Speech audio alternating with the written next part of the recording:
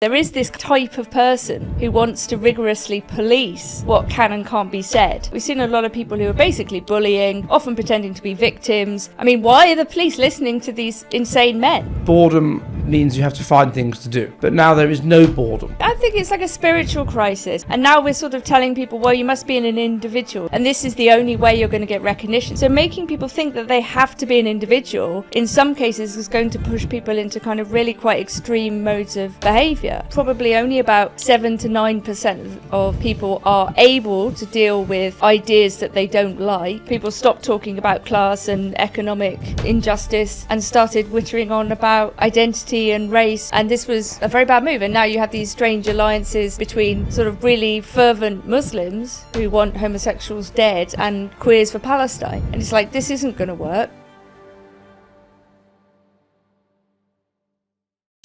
Weakness to be wroth with weakness, woman's pleasures, woman's pain. Nature gave them blinder motions, bounded in a shallower brain. Woman is the lesser man, and all thy passions matched with mine are as moonlight unto sunlight, and as water unto wine. Hello, and welcome to this edition of the Jolly Heretic. Now, today I shall be interviewing my good friend Nina Power, who is a woman. Although she's a very special kind of woman because she kind of has the brain of a man, so she can do kind of analytic thought, abstract thinking, based stuff, that sort of thing. So it's actually quite a good compromise. Kind of a woman on the inside, a woman on the outside, but a man on the inside. I don't know. Yeah, but she's not trans, though. She is a woman. So, Nina, hello. Hello, Ed. How's it been going? Very well, thank you. Yes, what's been going on?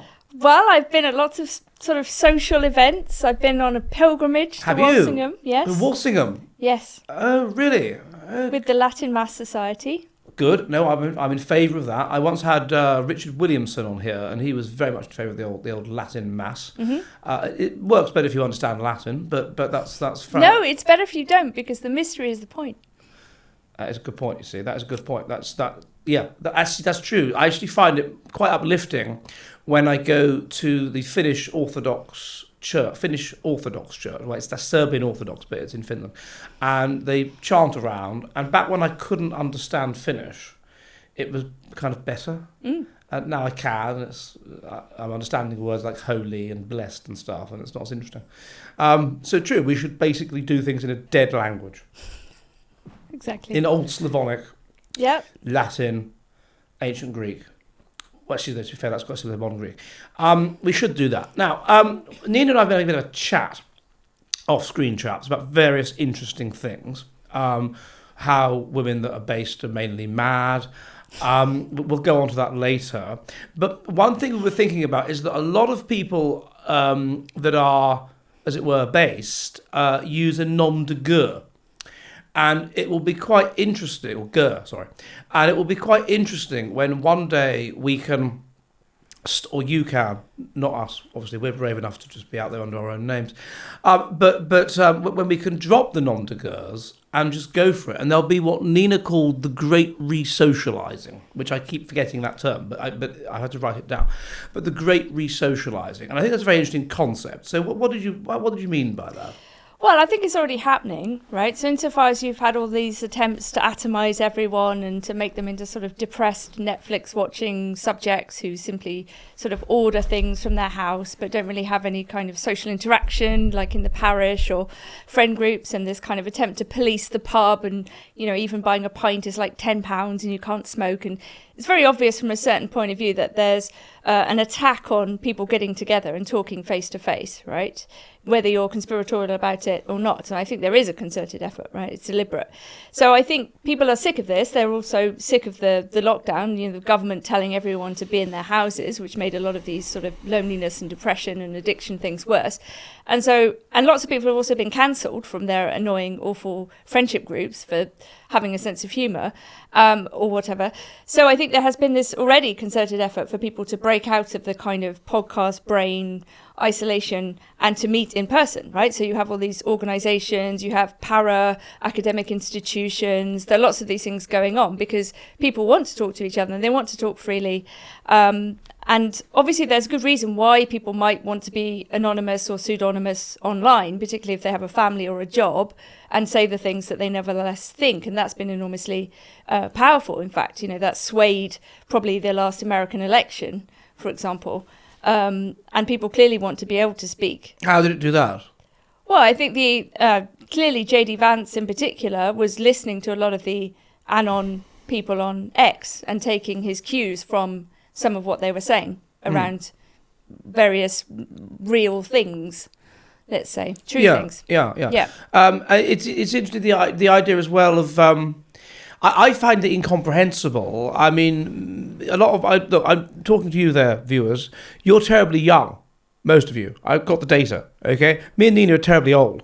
And we're kind of 45 more, okay? And it was much freer. I'm telling you, it was much freer in the 90s, and there was no question of, getting into an argument and the police getting involved. It didn't work like that, but now it does work like that. And you can't be sure what you can say to other people. Because everyone's internalized a kind of surveillance police mindset, right? In the 90s, people were not running around filming each other with their phones or recording conversations, which I know has happened to various people, provoking them to say something at a party and then recording them. And then, we weren't living in this kind of Stasi. And think about Zersetzung, which was a Stasi campaign around honey trapping and a kind of moral disintegration campaign. And a lot of the people working for Zersetzung, most of them, if not all, were volunteers. So, there is this kind of this type of person who wants to rigorously police what can and can't be said and then punish people if they've said the wrong thing. And I mean, look how crazy the censorship laws, look at treatment of Graham Linehan.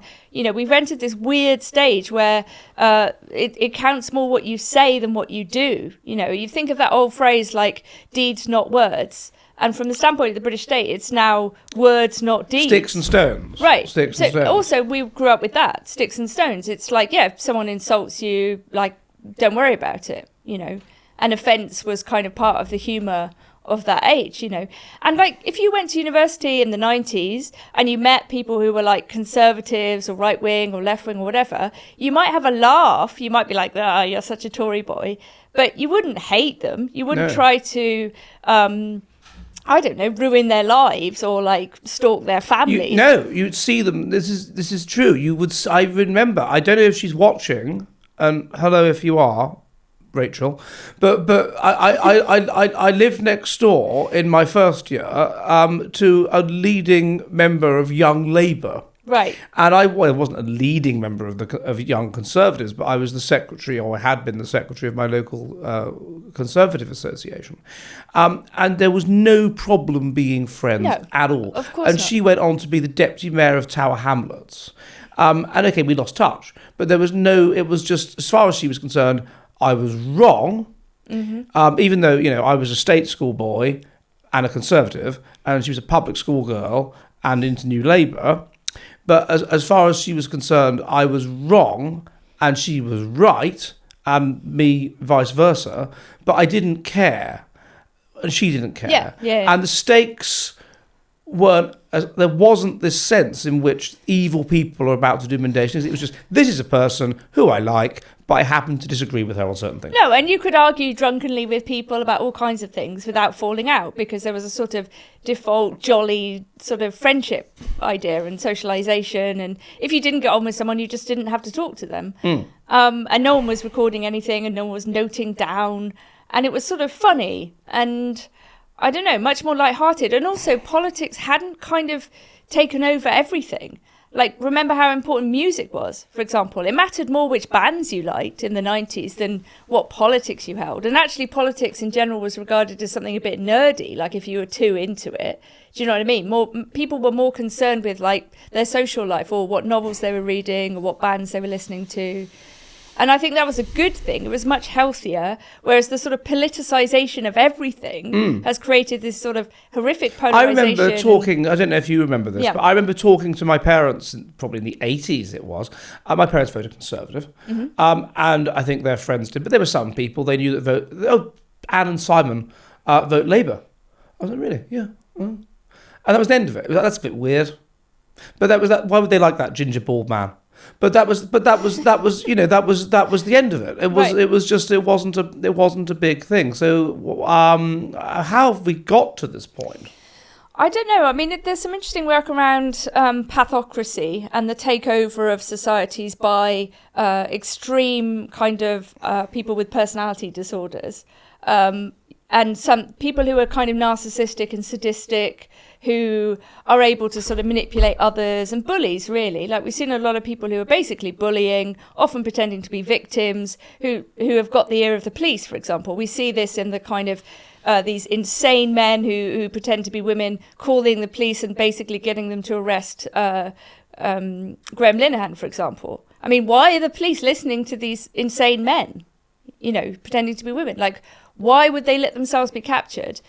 And it's not just individuals, it's like Stonewall and Mermaids and all these horrible groups that have basically run these sorts of opinion mafias that see companies punished if they don't adhere to these like deranged ideas about how people can change sex. And Yeah. Still now, I mean, there was a chap I was talking to at the conference we were at, and he said he's gay, and he said that when I see the rainbow flag, I just see the swastika. Yeah.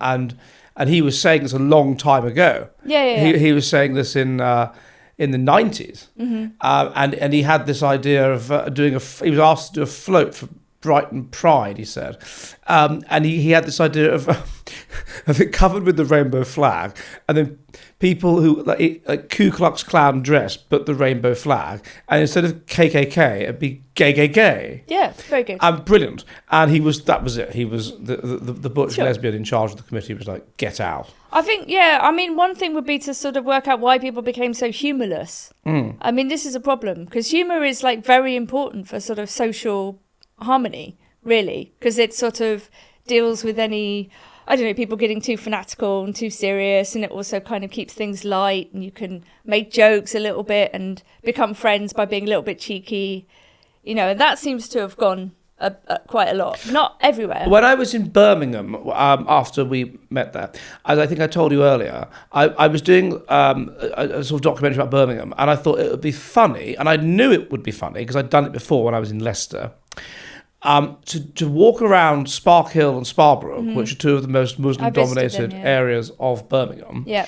And what was that long white thing? The jilbab, I think. Yeah, that's a jilbab. And just walk around wearing the jilbab. And I felt this was humour, white guy in their area, and it is their area, wearing their clothes. And they loved it. And people would beat their horn, stop the car, lean out the window and say, respect to me. They loved it. And it was only some humourless white old bitch in a church that said, "Oh, it's like you're taking the piss out of my Muslim friends." I'm like, no, I'm not, right? And they like it. Like they like it, right? But you are this bitter, twisted old woman who is determined to find fault and a problem and to kind of engage in moral one-upmanship in everything. Yeah. You don't like it. And it's people like that, humorless, happy people. Yeah. Who have been allowed to be listened to. Well, I think it's also, I mean, I walked around Sparkhill as well with my camera on my own, and I did not get that friendly reception, I have to say. I got a lot of really hostile stares, and particularly from men in cars. And, you know, I was worried about people confronting me, like, what are you taking photos of this area for, which is, as you say, like completely Muslim. The only white person I saw was evident junkie trying to beg for money, and that was it. There's a few Sikhs in the area. Yeah. I got free lunch because they give out free food at their Gurdwara. Yeah, there are a few Sikhs, yeah. But yeah, obviously their attitude was very different. And it was full of rubbish, can I just say? Like, there was rubbish, bins everywhere. It was very, very untidy. I really do think that people should tidy up, especially by the main mosque, the central mosque. There was rubbish everywhere in that area.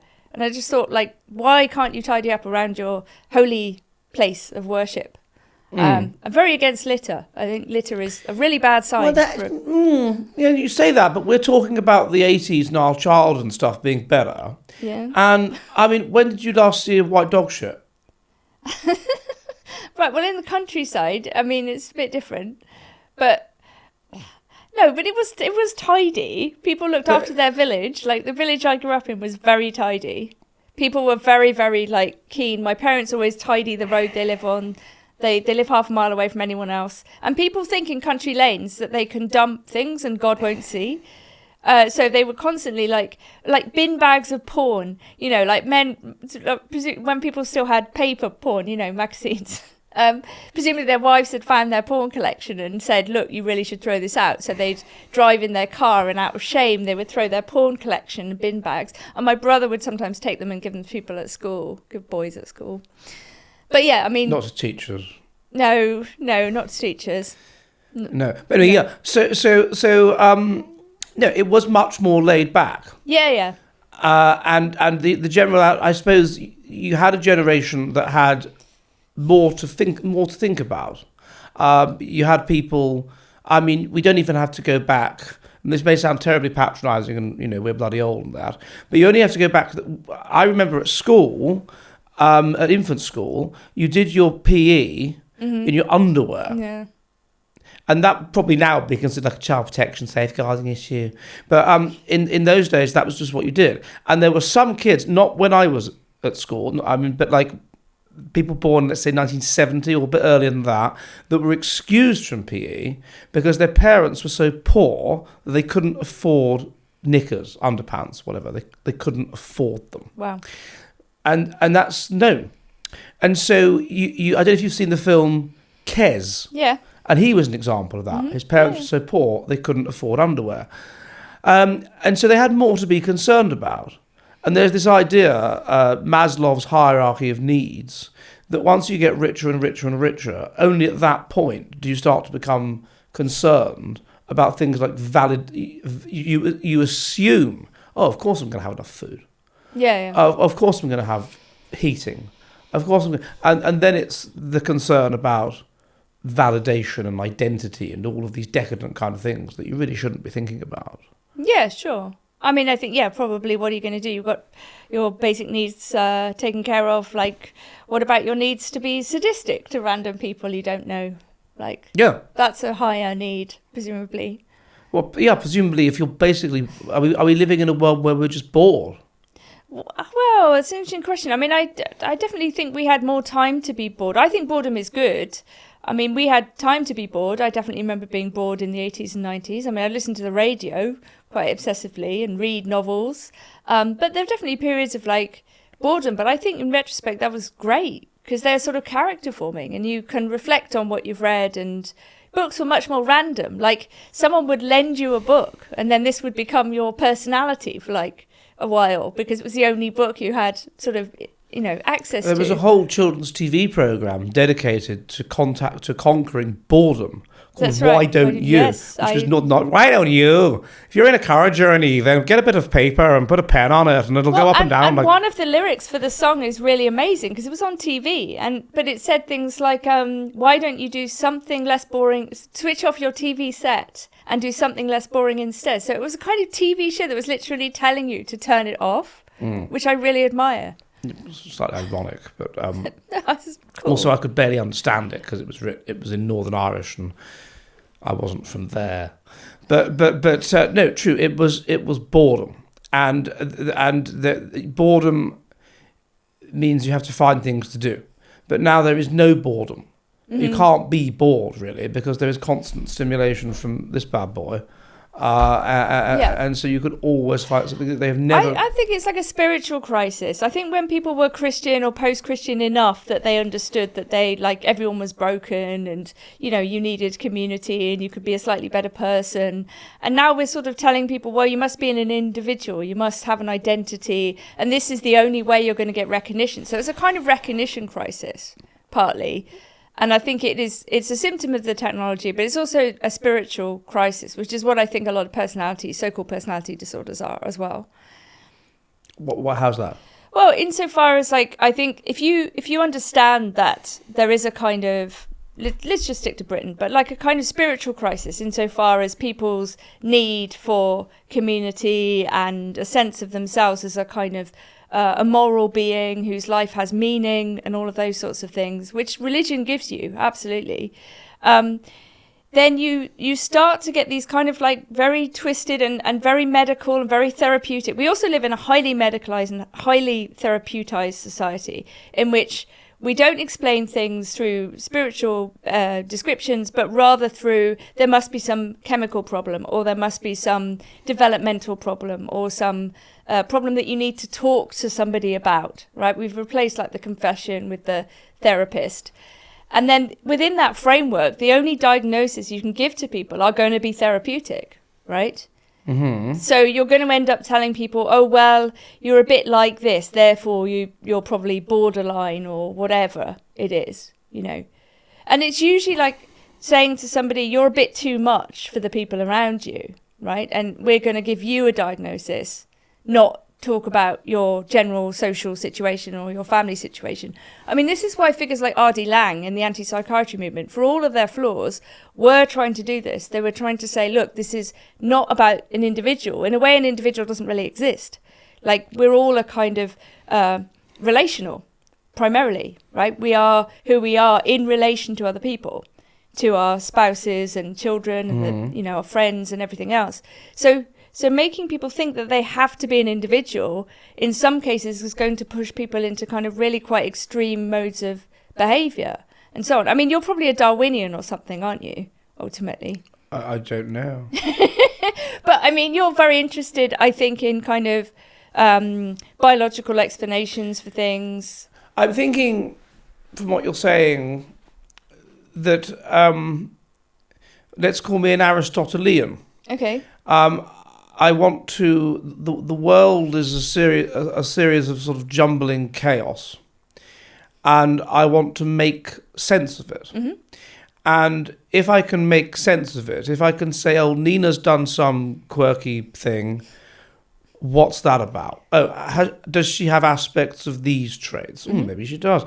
Then I'm making my world make sense more. I'm dividing the world into cautiously essentialist categories, sure, via which cautious, though correct more times than not, predictions can be made, and I think that's really the essence of science. And so, yeah, on the one hand, you can say all people are individuals and all this, and that's true, I suppose. But on the other hand, then you can carefully put people into kind of almost platonic types, not like that, that as black and white as that, but you can conceive of a spectrum of a particular trait or suite of traits, and some people will be sufficiently high in them that they let you predict, okay, this is what they'll do in these circumstances. And in those cases where it's clinical, as opposed to subclinical, which is complicated, then they probably will react in that way. And so then you are negotiating your world more successfully. Sure. I mean, obviously pattern recognition, which is usually verboten in most situations and in a liberal worldview, is very important, and it does tell you a lot of things, and everybody has tendencies. So you could say this person's tendency for this and that. But I think, for example, with personality disorders, I think there's a way out of them. I think it's one thing to notice and to say you have these tendencies, and another to think that that worldview is also the place where you're going to find the solution or the cure or to improve things or not. It may well lie outside of the medical worldview, what the solution is, if you see what I mean. Mm. So, I think, as I say, I think there's a spiritual crisis, and a lot of people can actually improve their behaviour and get out of certain patterns and tendencies through adopting better habits. When I can't find enough base knowledge to feed the inner workings of my mind, and I go onto Audible, and all I can find is warmed up diarrhea by people like Adam Rutherford and Angela Saini, I sometimes don't know what to do. But that's why I use Legion.com. Legion.com gets the most based books, summarises them into key salient points and reads them to you in 25 enthralling minutes, whether it's my own books or whether it's Who We Are and How We Got Here by David Reich, a fascinating book which allows us to understand in much more depth the evolution of man using archaeogenetics, taking old skeletons, analysing the different alleles and telling you exactly how we evolved. Whatever based book it is, Legion.com is the one for me. For example. You talked to me a bit about this, and I ran this past you, and you said it was okay to ask you about these things. Sure. If you don't mind, can you tell me a bit about your own experience of what you're getting at here? Yeah, so I mean, I guess quite a long time ago now, I definitely would say in retrospect that I was histrionic. I had tendencies towards being Would you mind awfully expanding on Yeah, so I guess histrionic personality disorder is the less cool one. Well, no, they're all very uncool, but I guess people are more familiar with like narcissistic personality disorder or borderline personality disorder, which often a lot of women get diagnosed with in particular. I mean, so I guess they're cluster B, we would say. Well, you know more about this than me, but I suppose histrionic personality disorder would be someone who's always performing, always seeking attention. It's a bit like an actor, right? Someone who's always sort of playing a role and is perhaps develops very intense relationships with people very quickly. You know, is looking for a kind of intense form of affirmation or sort of excitement and that kind of thing. And I think, you know, a bit like borderline, it's a very sort of unstable way to be in the world. You know, Well, I suppose it's an adaptation to what you see as an unstable world. Yeah. So in an unstable world, then you will get what you want. I don't know, people looking after you or something, by being, as you say, histrionic. And the sort of stereotypical example from which I think the whole notion of it developed was the kind of women that would have ostentatious fainting fits, things like that, and then retire to their bed for months at a time. I can't. And they'd get what they basically wanted, which was to be looked after. So it was a kind of manipulative form of. So why did you adopt this form? Well, it wasn't sort of deliberate. I think partly I was also like an increasingly heavy drinker, and this is sort of something that was exacerbated, right, through alcohol use, which is disinhibiting, right? Yeah. And I think generally negative for people who have a tendency towards one personality disorder or another. So I just become very, very like socially domineering, for example, like just become very, very like attention seeking, very flirtatious, all of these kinds of things, right? Not really consciously, I would say. And I think the emotional range, when you're in a very sort of emotionally kind of sort of what's the word, labile state, your emotions are very, very high and very, very low, and you kind of oscillate wildly in this dramatic way between them. And it's very painful, right? And you do feel these feelings very intensely. And it's a really, really unpleasant way to be, actually, because you do feel them as though they're real. You know, it's not an act in that sense. Internally, your feelings are like painfully real, like whether it's guilt or I don't know, the need to be intensely admired or something like that. But what I'm saying is it's positive, because I think a lot of people get these diagnoses, particularly women, and you can get out of them. I mean, I think they decline anyway as you age. So when did it start, this kind of thing? I think I was probably like that as a teenager, you know. Like I always used to hang around with men, with boys, and just be like very, very sort of like attention seeking, basically. You know, I was like one of those girls who would like punch boys, you know, that kind of girl. I was quite tomboyish, and then I was like, do you know, in that sort of playful way, like trying to provoke. Yeah, I guess vaguely, but I don't associate it with. I mean, I was at a boys' school. Yeah. So we didn't have many girls, but then in the sixth form that was mixed. Yeah. And I think my mum kind of warned me, essentially. Look, she's a teacher. that you're going to meet girls and probably be a bit more careful about what you say because they're basically mental. and she told me that she had taught at both boys and girls schools and at mixed schools, and what she hated the most was teaching at girls' schools, because well, not just what you're talking about, but also a lot of this bitchiness and snideness and manipulative kind of behaviour. Yeah, I mean, women don't have a choice. I mean, they can't engage in physical violence. Well, they can each other. They can, but I mean, it's not really the done thing. So women have famously... When I was 16, I was at a birthday party and these two girls started fighting. And sure. We gathered around and we found it very... yeah. Well, okay, let's put it this way. It's not the usual sort of strategy to sort of punch someone in the face if you're a woman. Scratch and bite. Yeah, true. So this started as a teenager, and so then you go to university in, was it Warwick? Mm-hmm. And did it get worse? Yeah, in different ways. I mean, I think, I was also very intellectual, so I worked really hard. I wasn't just, I want attention, I'm not going to do any work. And I think a lot of the problem today is like people think, because of this identitarian thing, they think, well, my identity alone is enough. This should make me interesting enough, because I've got this and that neurological thing, or I'm going to define as this and that. And that's my whole character, So to be fair to me, I did actually work extremely hard and, to improve my mind and to become more interesting. And I was very interested in philosophy. I mean, I'd gone to a mixed school. I went to a comprehensive school.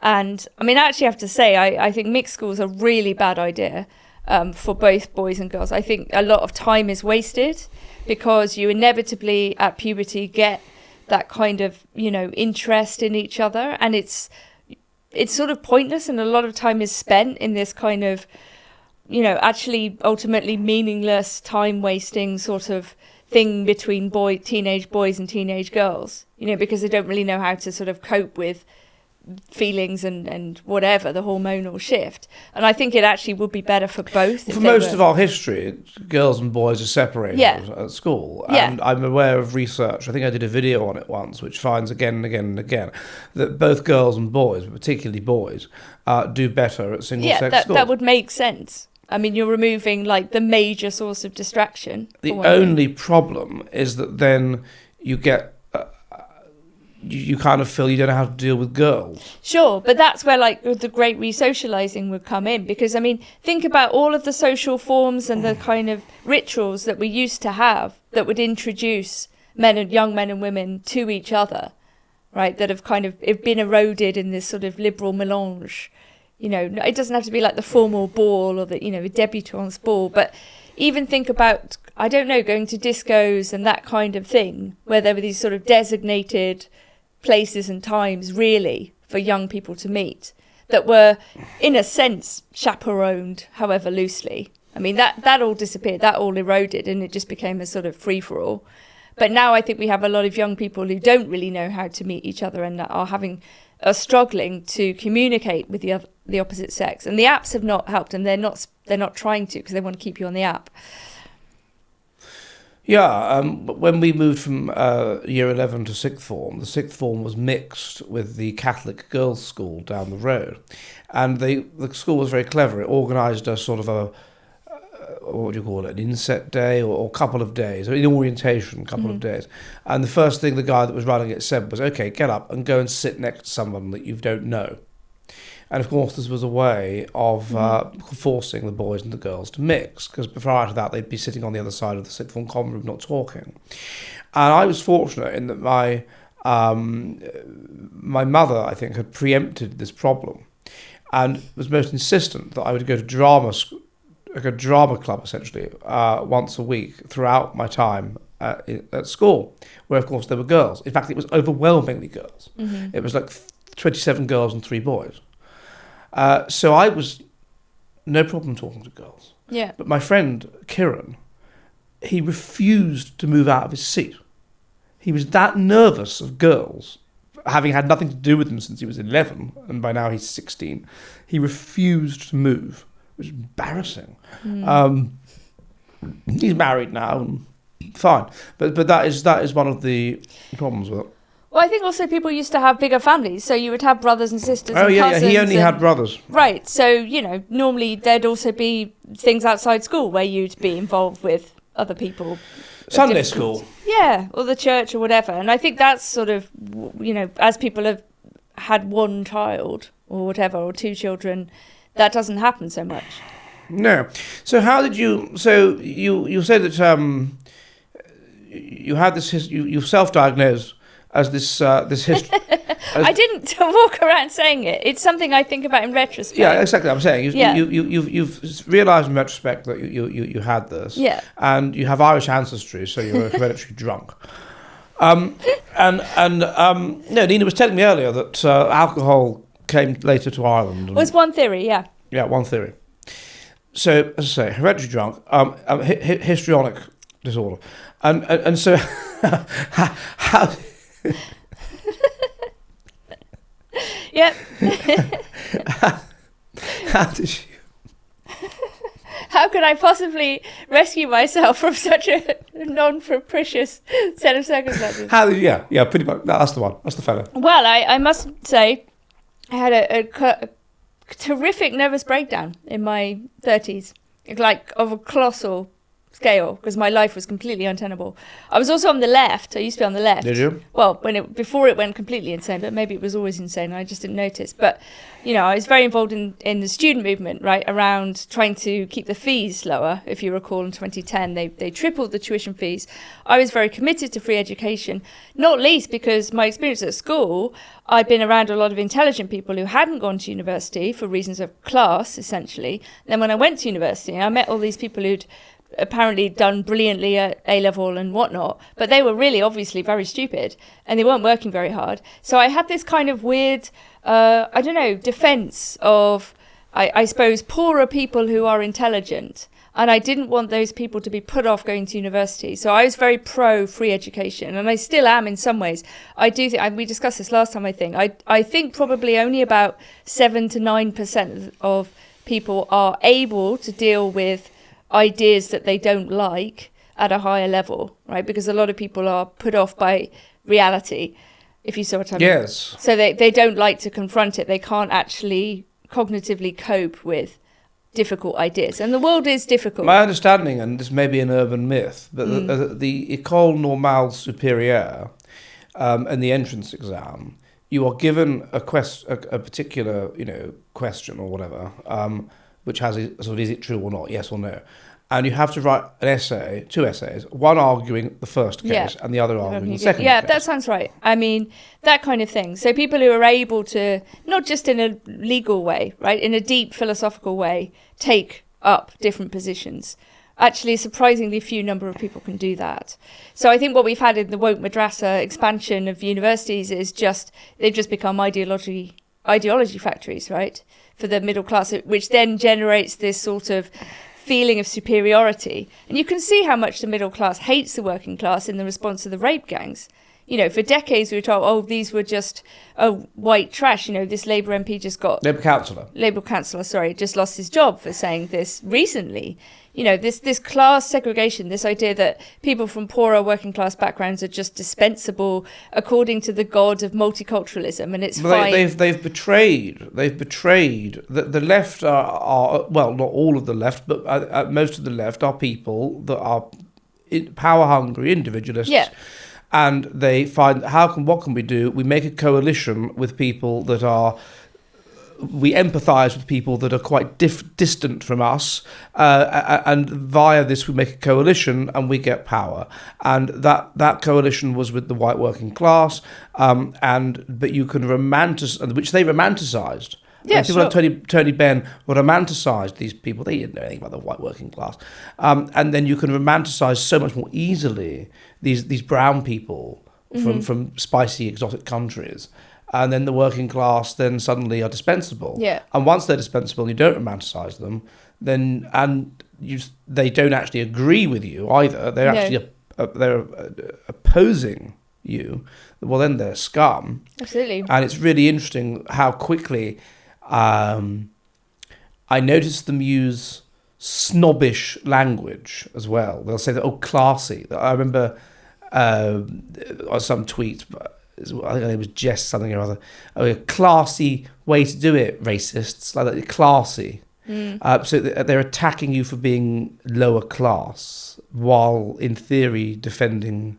Yeah, I think that switch absolutely happened, and yeah, people stopped talking about class and economic injustice and started wittering on about identity and race and queerness or whatever. And this was a very bad move. And now you have these strange alliances, like you say, between sort of really fervent Muslims who want homosexuals dead and queers for Palestine. And it's like, this isn't going to work. No, well, I wonder to what extent their coalitions are inherently unstable. Yeah, always, totally. Always. Well, perhaps. But I do, there were some decent people. There still are some decent people, like the Blue Labour Project, for example, based a lot in, Catholic social thought and, the parish and that kind of thing. There were a lot of sort of socialist philanthropic movements that were based in local communities. And that is part of the history of the left as well. But it's just that all is just completely ignored now. And if you talk about class, then you're somehow like you must be a racist or something because you're not focusing on race. On race.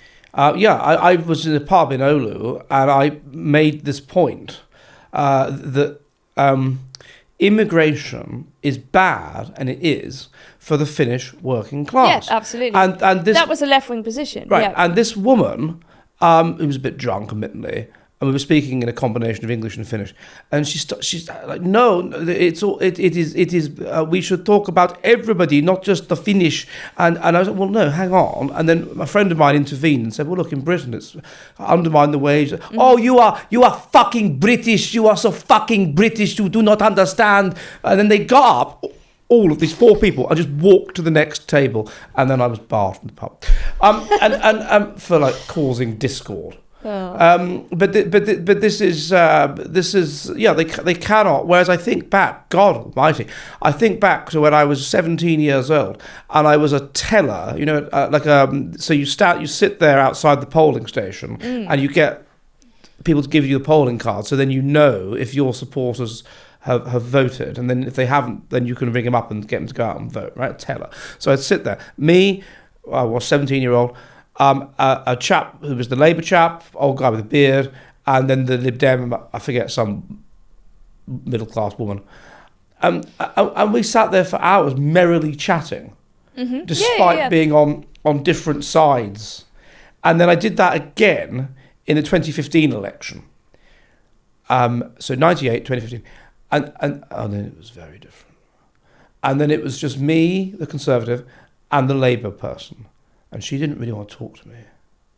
And I tried making conversation with her, and we'd have a kind of conversation, but there was tension. She didn't like it at all. She didn't like it, particularly not when I started talking about intelligence differences. We said, well, the research indicating that intelligence has been debunked. Of course. I was like, let's talk about that. And then it didn't work. Things had changed. Possibly Labour the left had got stupider. Maybe. But how did you move beyond then this? Well, I mean, you had a nervous breakdown. Yeah. You say. So what's I don't, if you don't mind saying so. People use that term. It's a bit like jet lag, it's this term that everyone uses. But I'm like, what does it actually mean? Well, yeah, it's a good question. I think in my case it was like absolutely unable to continue with any of the things that I was supposed to be doing. And I had to leave my job. I had to stop drinking. I had to get fit. I had to basically not do anything for about a year. I mean, I had insomnia for 17 weeks at one point. I started hallucinating. I was kind of mad, really quite mad. It was interesting, actually, to be that mad, have like a psychotic break. How was it interesting? Well, because it sort of gave me an insight into, madness in the first place. And because I knew something was wrong. And because I hadn't been mad when I was younger, I think it was interesting. So I went to see a psychiatrist. I was referred to a psychiatrist. And they said, well, this isn't a permanent state. Because normally if you've got a severe mental illness, it's diagnosed much younger, right? So this is a reaction to your current circumstances, where I was trying to do 2 jobs, run a political campaign, and drinking way too much. I just lost the plot, basically, completely. And I'd lost my sense of judgment. But the most interesting thing was I had this experience of language where I could hear the meaning, like the multiple meanings. Because, polysemy, like we've got lots of words that mean multiple things, and we discern their meaning from context.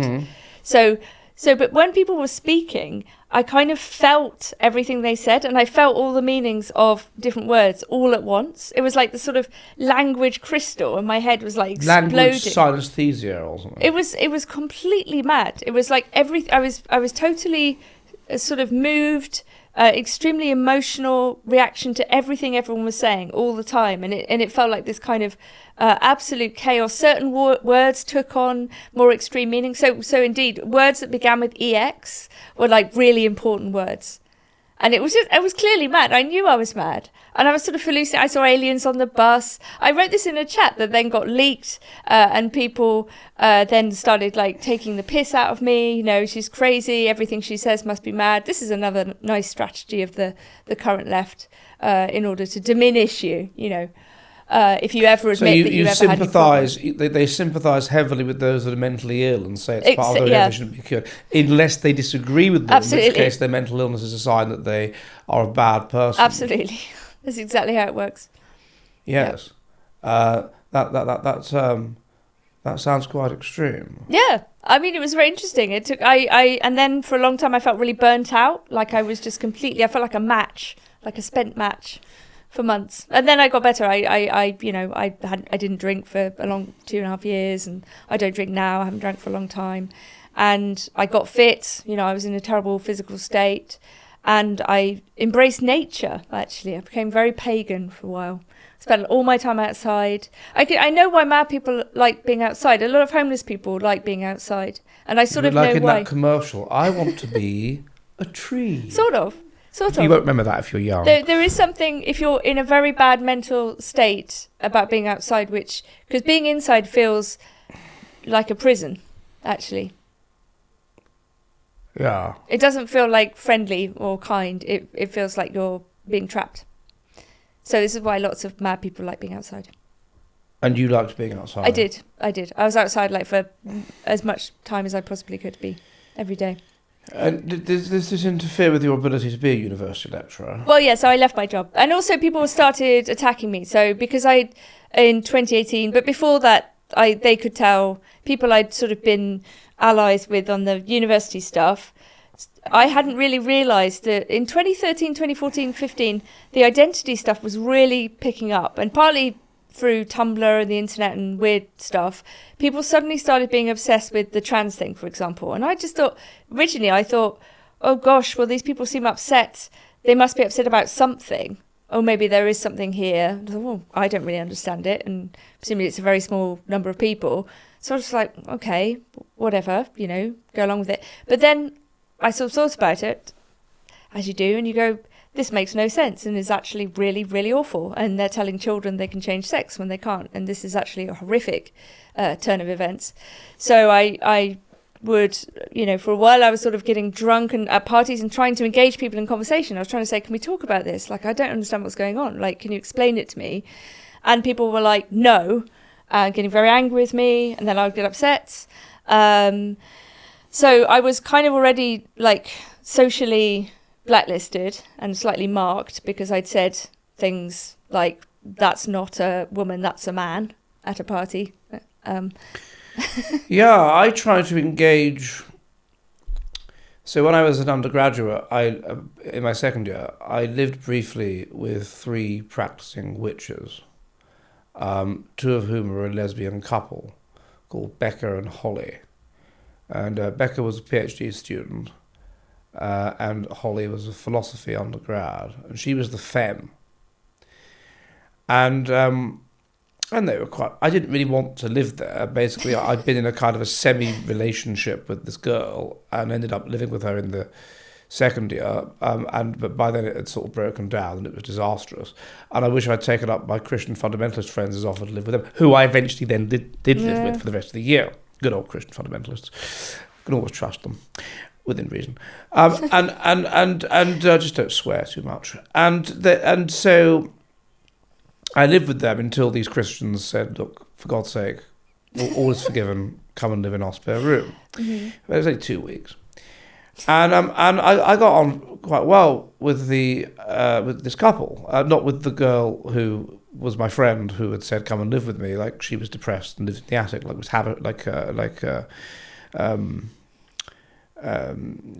Bertha, Bertha Rochester, Bertha Rochester, yeah. Who was Jamaican, I believe. Yeah. But so with them, and it was fine. And then in the third year, the girl, Holly, the femme, became kind of androgynous and shaved her hair off and stuff, and it was a shame really because she was quite pretty. And then for a pretty private school girl. And then the next I came across her was back when we all got back in touch with the great getting back in touching of Facebook. So sort of 07, I guess. Mm-hmm. And someone said, oh, I won't use the surname of this person, but someone said, oh, Ed, you know, you have a similar view on this to Jack surname.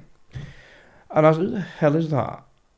And then I put it and I realised what this person had done, which was, you know, trans. And she looked ridiculous. I mean, she was about 5'1" anyway.